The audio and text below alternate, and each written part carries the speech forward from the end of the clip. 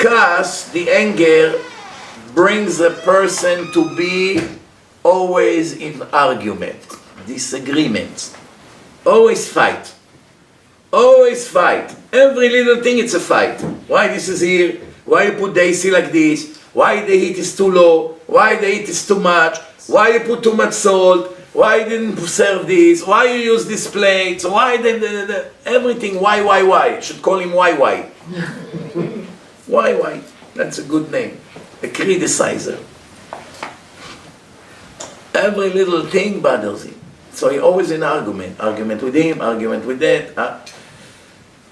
Sometimes people write to me that they got fired from their job.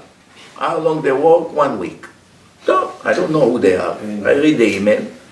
2 weeks later, I get an email. Rabbi, your blessing helped. What? I got another job. Another week later, I had a very bad day today. What? I got fired. 2 weeks later, Rabbi, Baruch Hashem, I found another job. Another week later, Rabbi, I got fired. Been going on. 6 months, 10 months. After 3-4 times, what do you understand? Everyone he gets fired after a week, that means he cannot interact with people. Every big mouth, every little thing, cursing, fighting, throwing. A person like this, he might as well walk on a computer from his home. Worst comes to worst, he break the computer. But he won't have to fight with people. So, someone that is angry, always in disagreement, always in fights with his friends, they will fight with him, he will fight with them, and it will never end. And also it creates jealousy and competition. Someone that is angry cannot focus when he prays. Full of anger. He cannot focus on the words, there's always something bothering him. He comes to the synagogue, the Gabbai put the AC on 75. Angry people, as it is, they're always hot. Because the blood is boiling.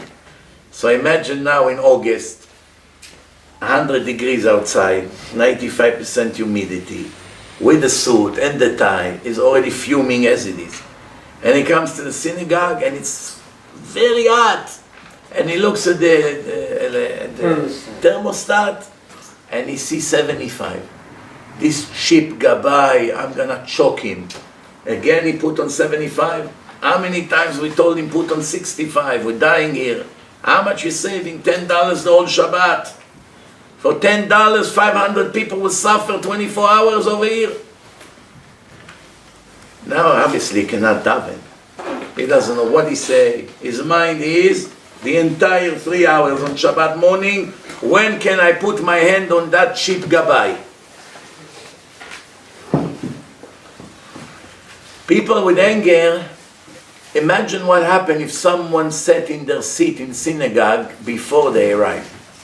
They come on Shabbat morning and they see a guest. He is not from town. He doesn't know where to sit, sat in their place. Excuse me, don't you see a name? I'm sorry, I only sat now. It started at 8. I waited an hour, I didn't know where to sit. I saw no one came. 9 o'clock already. It's almost Musaf. I sat. Angry. הכעסן מונע מעצמו מוסר ותוכחות. He's preventing from himself to hear musar. Everyone who rebuke him, he wants to kill him. So obviously, don't tell me, don't preach to me, mind your own business. Every little thing get him angry. So obviously, you can never rebuke him. If he was a comfortable person, you rebuke him, he will change. You save him from hell. But now, when he doesn't want to hear rebuke, he will continue the same way all his life in mistake. Why? Everyone is afraid to tell him something. Why? Because no one has the guts to tell him his mistakes and his ugly behaving. No one will dare to tell. Don't mess with this guy. Whatever you do in this company, don't get on this guy's nerve. You don't want to fall into his mouth. And he thinks, oh, I'm such a gangster. Everyone is shaking from me. But in the end, that's what's going to destroy him.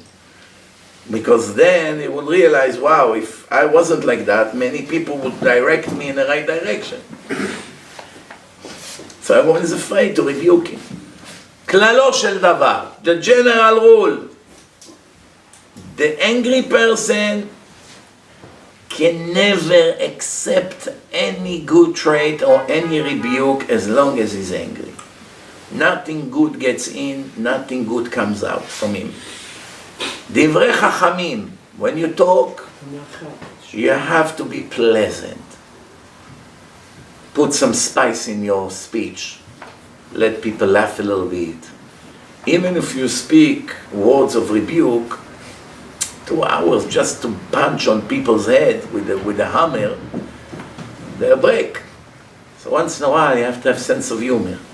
Tell a joke, you change a little bit, people laugh, it relaxes them. Then you give them another hour of punches. But between one punch to another, you have to break the ice a little bit. הכעס, the anger, גורם עזות לאדם, turns a person to an arrogant human being. Anger brings arrogance. מחמת הכעס לא ייכנע. Anger causes that you will never surrender. You don't think rationally. וגם לא יודע על האמת. And you will never admit, I was wrong. You're right, I was wrong. I want to ask you a question. What's harder for a person to say, I was wrong, or to tell his friend, you're right? You're right, you're right. Two people argue. He say left, he say right. In the end, after an hour of argument, you already know you lost. What's easier for you to get out of this argument? To tell your friend, you know what, you're right. You're right. Or to say, you know what, I was wrong. Which one is harder? It's impossible for you to say I was wrong. It's very difficult to say to someone you are right, because your ego is dying now. But when saying to someone you are right, it still left you some dignity in your mind. Meaning you are right, but I'm also not wrong. I was also right. It could be that both of us are right.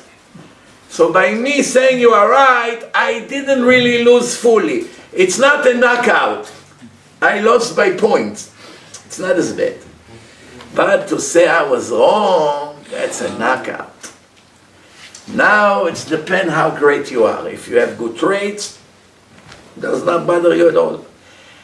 And there is a higher level. When you know your friend is right, the worst level is not to admit. You die and you will not admit. You will argue for a month, knowing is right. That's the worst person. The next level, which is not as bad, is after a long argument, you say you are right, but you won't say I was wrong. The next level is that you are able to say I was wrong. That's already higher. And there is the highest level. What's the fourth and best level? That you are willing to tell him, I was wrong, knowing you are 100% right. And you still tell him, you're right, I was wrong. You're right. Right? Let him be happy. Big deal. And so you have no ego whatsoever. Even when you know for sure you're right, you tell him, no, you're right, I was totally wrong, I'm sorry, I apologize. It won't happen again. That's a hero already.